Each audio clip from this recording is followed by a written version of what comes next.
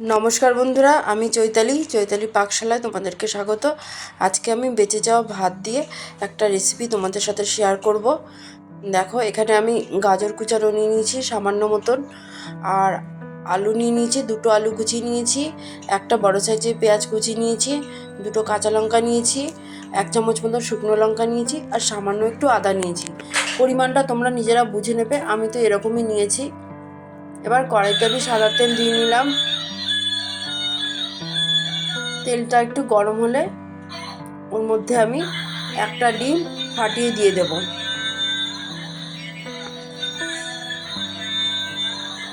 ডিমটা ফাটিয়ে আমি ডিমের ঝুড়ি মতন করে নেব। আমাদের দেখবে এক এক সময় আগের দিন রাতে ভাত থাকে, ভাত একটু বেশি হয়ে গেলে সকালবেলা কি ভাত ফেলে দিতে মন চায় না, তখন তোমরা এই রেসিপিটা বানিয়ে নিতে পারো। দেখো, ডিমের মধ্যে নুন দিয়ে দিলাম। আর সকালবেলা ঘুম থেকে উঠে সবসময় দেখবে ব্রেকফাস্ট বানাতেও ইচ্ছা করে না, তাই ওই ভাতটাই যদি একটু সুন্দর করে পরিপাটি করে করো, দেখবে ঘরের সকলেই খেয়ে নিতে পারবে। আমি তো এটা মাঝে মাঝে করি, তাই মনে হলো তোমাদের সাথে শেয়ার করি, তোমরাও করতে পারবে বাড়িতে, তাই শেয়ার করছি। দেখো, ডিমের ঝুড়িগুলো হয়ে গেছে, এবার আমি তেল থেকে ছেঁকে ছেঁকে তুলে নিচ্ছি। তোমরা এটা বাড়িতে বানিয়ে খাবে, দেখবে খেতে খুবই ভালো লাগে। অবশ্য অনেকেই হয়তো খাও, তাও আমি তোমাদেরকে দেখাচ্ছি আমি কেমন করে এটা বানাই।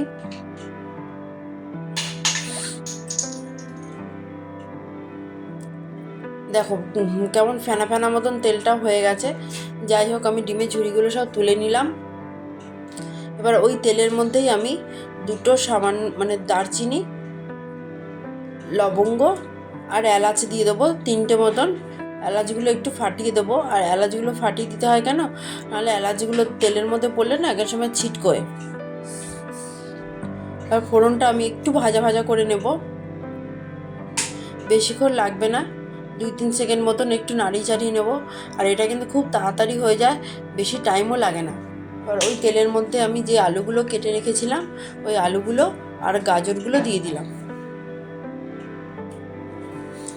এবার একটু নাড়াচাড়া করে নেব, 2-3 সেকেন্ড মতন নাড়াচাড়া করব।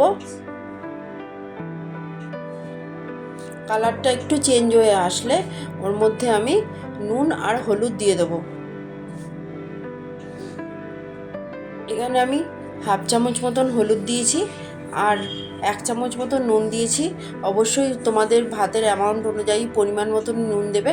আমার এখানে 1 চামচ নুনেই হয়ে গেছে। এবার নুন আর হলুদ দিয়ে খুব ভালো করে আমি মিশিয়ে নেব।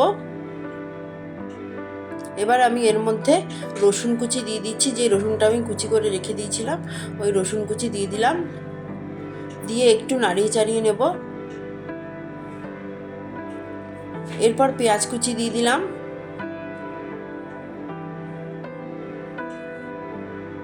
এবার সবগুলো একসাথে আমি নাড়িয়ে চাড়িয়ে নেব। এবার কাঁচা লঙ্কাও দিয়ে দিলাম, আমি এখানে কাঁচা লঙ্কা দিয়েছি, তোমরা চাইলে ফোড়নের সময় শুকনো লঙ্কাও দিতে পারো, তবে ঝালটা তোমরা নিজেদের পছন্দ মতন অনুযায়ী দেবে। আমি কমই ঝাল দিয়েছি। দিয়ে খুব ভালো করে নাড়িয়ে চাড়িয়ে নেব, মানে সবগুলো একসাথে ভাজা করব, তবে খুব কড়া করে ভাজা করব না, একটু নরম নরম যেন থাকে। এবার ঢাকনা দিয়ে দিলাম, বেশিক্ষণ লাগবে না, 5-7 মিনিট ঢেকে রাখলেই হবে। অবশ্যই আঁচটা কমিয়ে দেবে, তাহলে আলু আর গাজরটা না নরম হয়ে যাবে। দেখো, এখানে আমার আলু আর গাজরটা নরম হয়ে গেছে, আমি দেখে নিয়েছিলাম। এবার আমি এখানে ভাতগুলো দিয়ে দিচ্ছি।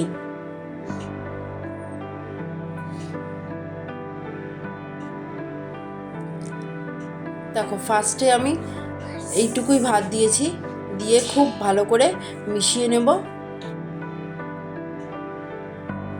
তারপরে আমি আরেকটা স্টেপে আরেকটু ভাত দিয়ে নিলাম। ওই ভাতগুলো দিয়েও খুব ভালো করে মিশিয়ে নিতে হবে। তোমাদের যদি আমার এই রেসিপিটা ভালো লাগে, তোমরা অবশ্যই লাইক করবে, শেয়ার করবে আর সাবস্ক্রাইব করবে। আর এটা কিন্তু ঘরে থাকা চাল, মানে যেই ভাত আমরা খাই ঘরে রোজ দিন, সেই ভাত দিয়ে এই রেসিপিটা হয়ে যায়। খুব ভালো করে মিশিয়ে নেওয়ার পর দেখো রান্নাটা প্রায় হয়ে গেছে।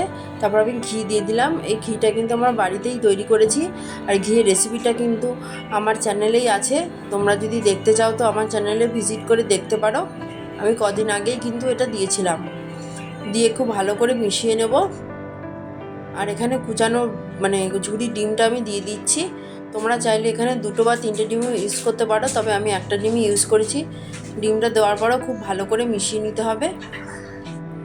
আবার বলছি, ভালো লাগলে লাইক করবে, বাড়িতে রান্না করে খাবে। ব্যাস, আমার এটা কমপ্লিট। এবার আমি একটা প্লেটের মধ্যে বেড়ে দিচ্ছি আমার ছেলের জন্য। আমার ছেলে তো এটা খুব মজা করে খায়, আমারও কিন্তু খেতে খুব ভালো লাগে। চটজলদি এটা রান্নাও হয়ে যায়। তোমরা অবশ্যই বাড়িতে রান্না করে খাবে। দেখো কমপ্লিট। Bye bye.